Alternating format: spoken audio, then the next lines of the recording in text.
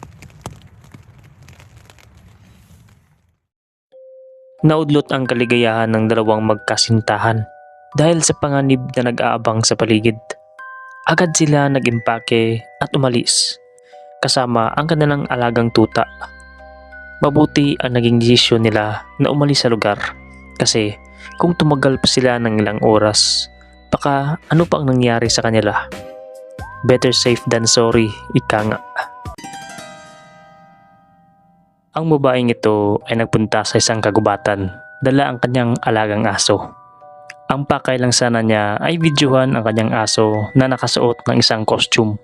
Pero sa hindi inaasang pagkakataon, may napaka-weird na nangyari na magdala ng nakakatrauma na experience sa babaeng ito. Panoorin natin. Good girl, love. Good. Good.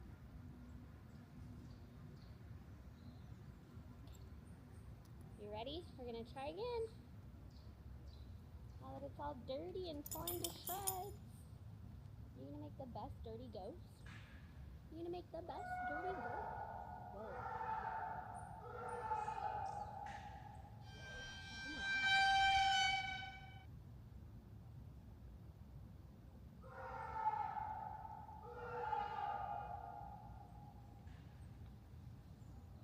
Oh shit.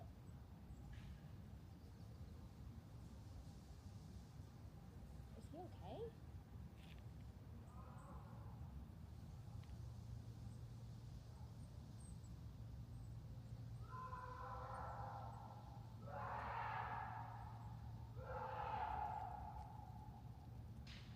Are you okay?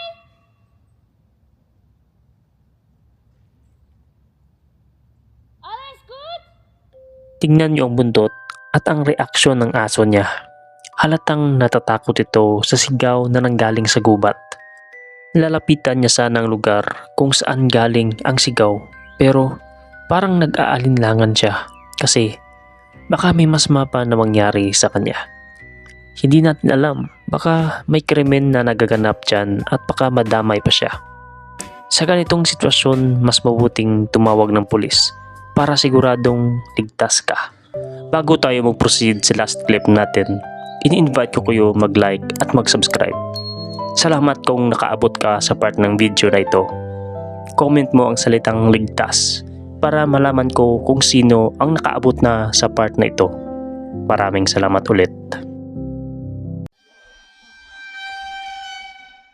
Pasayaw-sayaw pa ang lalaking ito habang nagka-camping mag-isa sa isang malamig, tahimik at secluded na kagubatan. Pero wala siyang kamuwang-muwang na hindi pala siya nag-iisa dito. They're just standing there. What do you want? Leave me alone! In-upload ito ng channel na The Northwest Winds na nakafocus ang content niya sa kanyang adventures at pagka-camping sa mga magagandang lugar. Sa video niya na ito, challenge niya ang sarili niya na mag-camping sa isang liblib na gubat kahit na umuulan ng snow. Bago magkagat ang dilim ay ni-ready na ang tent at pagkain niya para sa gabing napakalamig at puno ng panganib. Gabi na nang naubos niyang kainin ang kanyang hapunan, agad siyang pumasok sa tent niya at nagbahagi ng mga kwento sa mga fans na sumusuporta sa kanya. Habang nagkukwento siya, nakarinig siya ng mga yapak. Yapak na magbibigay sa kanya ng kilabot. Panoorin niyo. There's somebody, hang on. I don't know if they could see it or not through the tent. I don't think so. I'm leaning right up against the light, but somebody's walking around out there very close to the tent.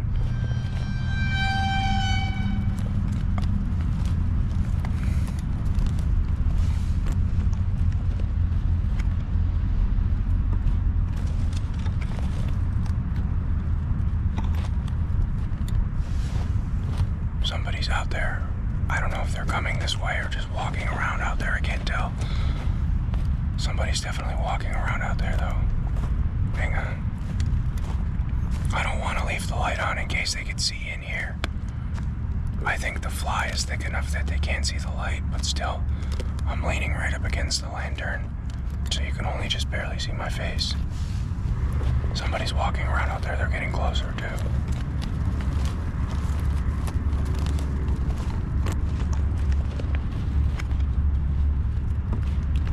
They're getting closer. Hang on. Hang on. want you to be able to see as much as possible, but I'm not gonna turn on the lantern again. I have my headlamp in my pocket too. Hello? Hello?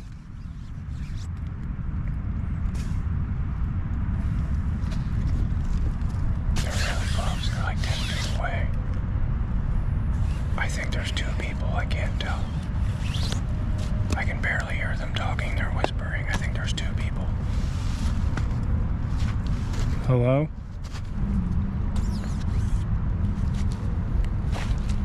Hello? Hello? Alright, I don't like this. Hello? Hello? They're touching my tent.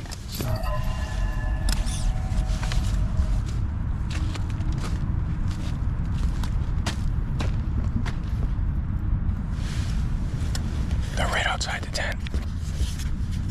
Hello? I'm in here. Hello? Hello? Hello? Alright, I'm getting the out of here. Hello? Hello? I don't know what the this is, but we're getting out of here. Hang on. Hello? Okay, they're walking away now. What do you want? What do you want? I have a knife. Tinakot niya ang mga nilalang na ito na meron siyang dalang kutsilyo. Pero lalo pa itong naging agresibo kasi nalaman nila na kutsilyo lang ang dala niya. Mas better sana na sinabi niya na meron siyang dalang bazooka. Nag-impake siya ng kanyang tent at lumayo. Pero sinusundan pa rin siya ng mga tao o mga mistikong nilalang. How do I? Which way? Here. Okay. Ah.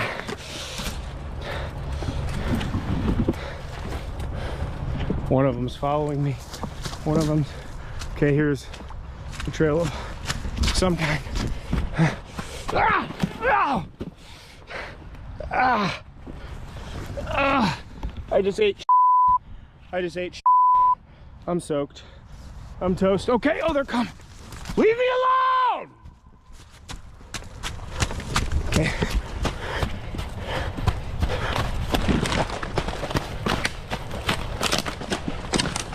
Okay. I don't know where I'm going. Ow! Mother. Alright. Ow! Ow! Ow! I just ate. Ow! I'm in prickers. Okay. Ow! Both. Ow! Ow! What the fuck? Okay. I don't see or hear anybody. All right, this is a clearing here. I just tripped over that. Ow! Oh, my knee. My poor knee. All right, here's a clearing. This has got to lead back to the main trail. I don't know where they are. I think it's all foggy up here. I got water in my headlamp. I don't know where to go. I don't see or hear anybody anymore.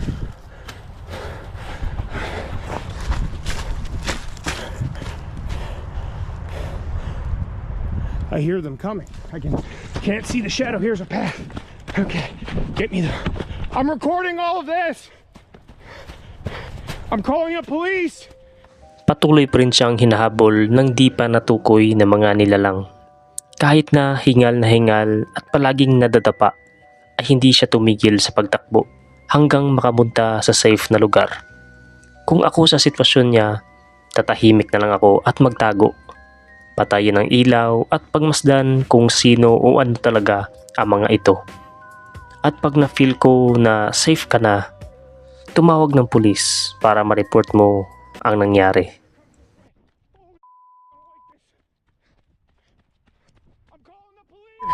It's getting bigger. They're coming this way. Oh, I don't like this. I'm calling the police.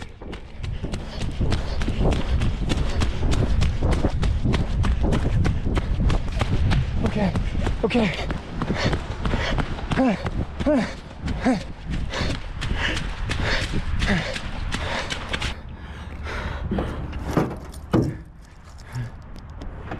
There's another car here. Okay. This is okay. Alright, we're getting out of here. Mabuti na lang ay nakatakas siya sa mapanganib na sitwasyon na yun. Ang mapapayo ko lang sa nagbabalak na mag-camping o mag-explore ay manalangin palagi. Magdala ng mga bagay na pangontra sa mga masasamang tao o mga nilalang. At pagramdam na hindi maganda ang nangyayari, ay lisanin na kaagad ang lugar at tumawag ng pulis kung kinakailangan.